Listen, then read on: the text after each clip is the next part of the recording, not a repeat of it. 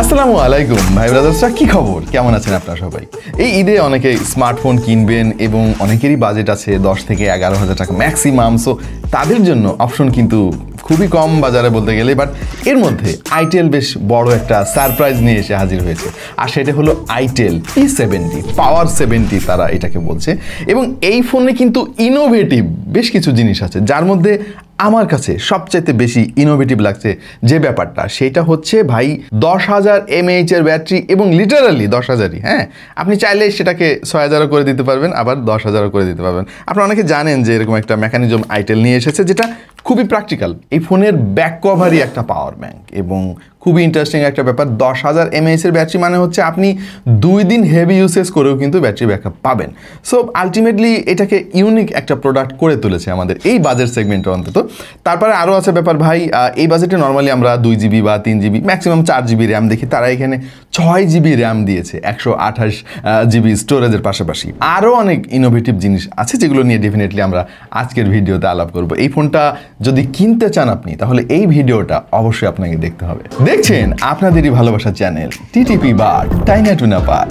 যেমন ডিজাইনের কথাই ধরেন, মানে এখানেও কিন্তু ইনোভেশন আছে। হ্যাঁ, মানে কম দামি ফোন হলে যে আপনি এটাকে ইগনোর করবেন সেই সুযোগ আইটেল এবার রাখে নাই। ফোনটা দেখে না কোনোভাবে বোঝার উপায় নেই যে এটা দাম মাত্র 11,000 টাকা। সিলভার কালারের এই ফিনিশিংটা অনেকেরই ভালো লাগবে, সেই সঙ্গে নজর কাড়বে এর সিম্পল ক্যামেরা হাউজিং। তবে হ্যাঁ, এইটার একটা ঝামেলাও আছে কিন্তু, মানে আপনি যদি ব্যাক কভার ইউজ না করেন ভাই রে ভাই, একটু মানে মিনিট খানেক ফোনটা আপনার হাতে থাকলেই দেখবেন যে এমনভাবে এর পেছনে মানে আঙুলের ছাপ লেগে আছে, ডিসগাস্টিং ভাই। এনিওয়ে, এই ফোনটা তো আপনি কিনবেন এই ইনোভেটিভ ব্যাক কভারের জন্য।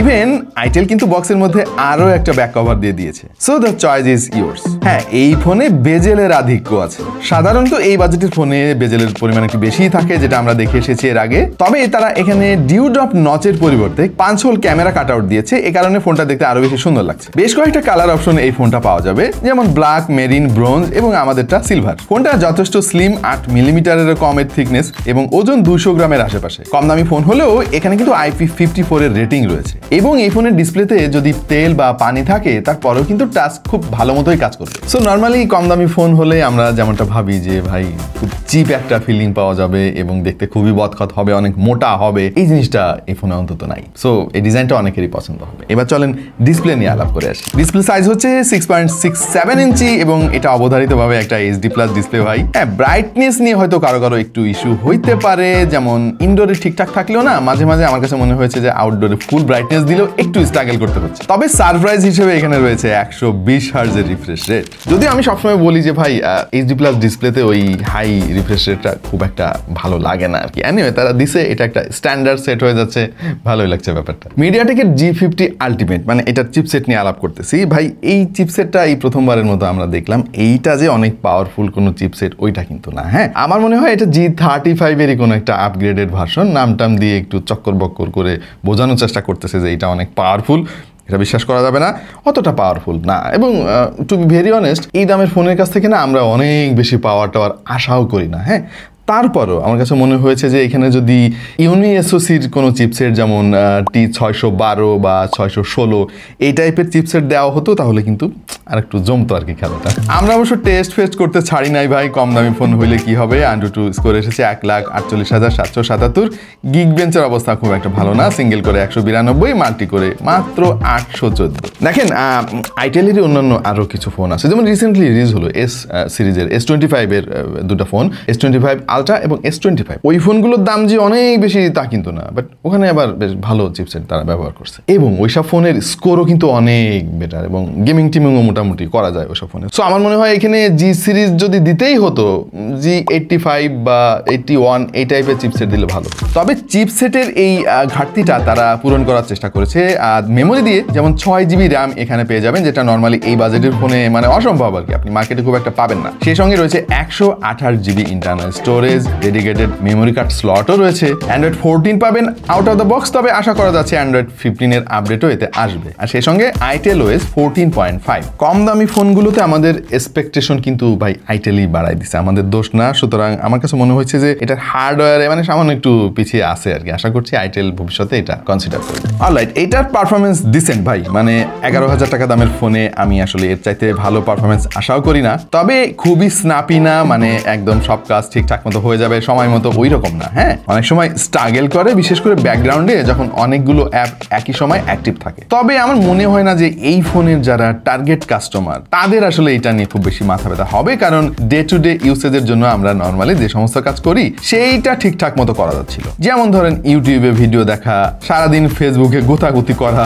মেসেঞ্জার বা হোয়াটসঅ্যাপে ডেটা আদান প্রদান করা, ভিডিও কল করা, আর নর্মাল কথাবার্তা সেগুলো তো আছেই। কিন্তু ঝামেলা হবে যদি আপনি এটা দিয়ে ভাই গেমিং টেমিং করতে যান আর কি। হ্যাঁ, প্রসেসরের নাম যাই দিক না কেন, আলটিমেট ফাল্টিমেট এটা সেটা, এইটা বেসিক্যালি গেমিং ফোন না, এবং কোনোভাবে এর দিয়ে গেমিং করে ভালো পারফরমেন্স আশা করা যাবে না। তবে হ্যাঁ, আপনি যদি ধরেন নর্মাল একজন গেমার হন, লুডো খেলতেছেন বা ওই যে টেম্পল রান বা ক্যান্ডি ক্রাশ বা ফ্রুট নিনজা আমার ভালো লাগে অনেক খেলতে, এই সমস্ত গেম যদি আপনি খেলতে চান ইটস ফাইন। হ্যাঁ, ফ্রি ফায়ার হয়তো আপনি খেলতে পারবেন, তাও অনেক কম্প্রোমাইজ করতে হবে আপনাকে। তবে এর ক্যামেরাকে ভাই আমি খারাপ বলতে পারতেছি না, টু বি ভেরি অনেস্ট। 13 মেগাপিক্সেলের যে রেগুলার সেন্সরটা আছে পেছনে, যথেষ্ট ভালো ছবি তুলছে। আপনি এই স্যাম্পলগুলোর দিকে খেয়াল করে দেখেন, বেশ ভালো ডিটেল ধরে রাখতে পেরেছে। নয়েজের পরিমাণ কিন্তু খুব বেশি চোখে পড়তেছে না, বাট আপনাকে এনশিওর করতে হবে যে যথেষ্ট আলো আপনি দিচ্ছেন এই ক্যামেরাকে। হ্যাঁ, পোর্ট্রেট ফটোগ্রাফিতে আসলে খুব একটা সুবিধা করতে পারে না, আর পারার কথাও না। আর একটা সমস্যা হচ্ছে এর এক্সপোজার কন্ট্রোলিং। এই ছবিটার দিকে খেয়াল করে দেখেন, আমাদের মানিকের পেছনের সবকিছু ভাই জ্বালাই দিছে পুরা, মানে একেবারে জ্বলে গেছে যারে বলে আর কি। হ্যাঁ, আবার কিছু কিছু ছবিতে ভাই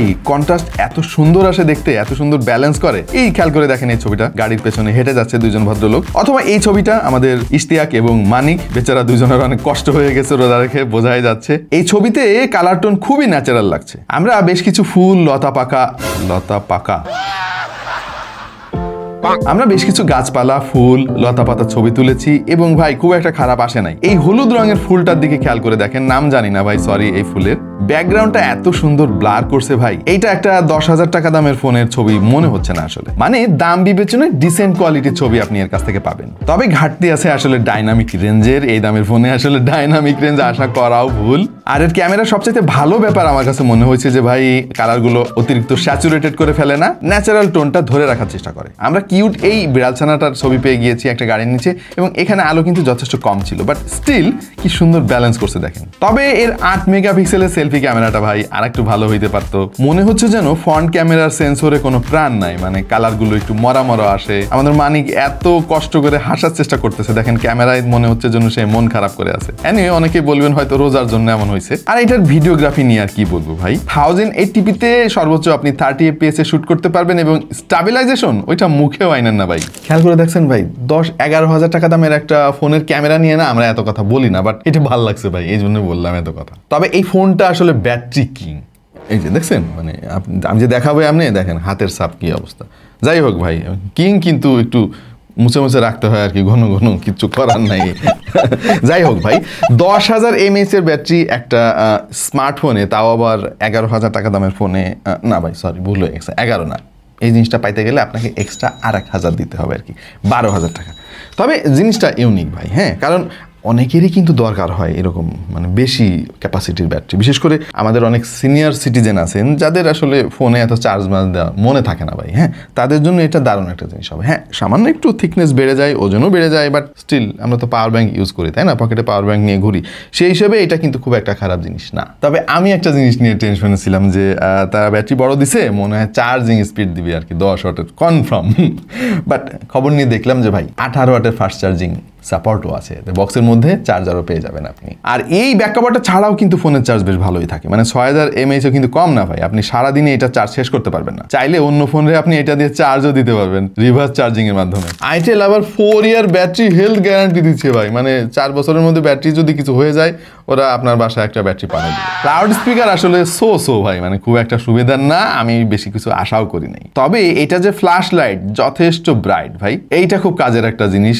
মাঝে মাঝে খুবই দরকার হয়। এবং এর যে ফিঙ্গারপ্রিন্ট সেন্সর পাওয়ার বাটনের সঙ্গে মার্চ করা যথেষ্ট ভালো মনে হয়েছে আমার কাছে। ভাইব্রেশন মোটরও বেশ ভালোই, আর কল কোয়ালিটি, নেটওয়ার্ক রিসিপশন, এইসব জিনিস নিয়ে খুব একটা কমপ্লেন নাই। আচ্ছা, এই ফোনটা মূলত কিনবেন কারা তাহলে? হ্যাঁ, বেসিক্যালি যাদের অনেক বেশি পারফরমেন্স দরকার তাদের জন্য এই ফোনটা না মূলত। হ্যাঁ, তাদের বাজেট বাড়াইতে হবে, অন্যান্য আরও অনেক অপশন আছে, আইটেলের জন্য অনেক অপশন আছে। বাট এই ফোনটা আইটেল মূলত বানিয়েছে যাদের অনেক লম্বা ব্যাটারি ব্যাকআপ দরকার। হ্যাঁ, ধরেন আপনি বাসা থেকে সকালবেলা চার্জ দিয়ে বের হয়েছেন, রাতের বেলা এসে যেন আপনার চার্জ ঠিকঠাক মতো থাকে, চার্জ না দিতে হয়, পরের দিন আবার ফোনটা নিয়ে বের হতে পারেন, তাদের জন্য আসলে এই ফোনটা দারুণ একটা চয়েস হতে পারে। অথবা যারা সিনিয়র সিটিজেন আছেন আমাদের মধ্যে, আমাদের বাবা মায়ের জন্য অনেক সময় আমরা ফোন কিনি, একটু ডিউরেবল ফোন দরকার বা মোটামুটি চলে এরকম একটা ডিসপ্লে দরকার, ক্যামেরা একটা হইলেই হয়েছে, হ্যাঁ, তাদের জন্য আবার এই ফোনটা ঠিক আছে। আরও আছে ভাই, ধরেন যারা সেকেন্ডারি একটা ফোন কিনতে চান, যে যত প্রেশার পড়ুক ওইটার উপর দিয়ে যাক, আমার ভালো আর একটা ফোন আছে ওইটা একটু সুরক্ষিত থাকুক, তাদের জন্য এই ফোনটা আমার মনে হয় ভালো একটা চয়েস হতে পারে। সো আপনার কাছে কেমন লাগলো এই ফোনটা অবশ্যই জানাতে হবে আপনাকে কমেন্ট সেকশনে। আর যে জিনিসটা করতে হবে ভাই, সাবস্ক্রাইব করতে হবে, এটা করতে পয়সা লাগে না, একেবারে ফ্রি। বাট নোটিফিকেশনটা অন করতে ভুলবেন না, যাতে করে পরবর্তীতে আমাদের ভিডিওর আপডেট আপনি সবার আগে পেয়ে যান। আমাদের ভিডিওর জন্য একটু মতামত দিয়েন ভাই, কমেন্ট সেকশন খোলা আছে আপনার জন্য। আপনাদের সমস্ত কমেন্ট কিন্তু আমরা পড়ি। হ্যাঁ, সব কমেন্টের হয়তো রিপ্লাই আমরা দিতে পারি না, কিন্তু প্রত্যেকটা পড়ি। এই তো, দেখা হয়ে যাবে অন্য কোনো ভিডিওতে ভিন্ন কোনো বিষয় নেই। সেই পর্যন্ত ভালো থাকুন, ভালো রাখুন। হ্যাঁ, ভালো রাখবেন কিন্তু সবাইকে, আর দেখতে থাকুন টেক টু দ্য পয়েন্ট।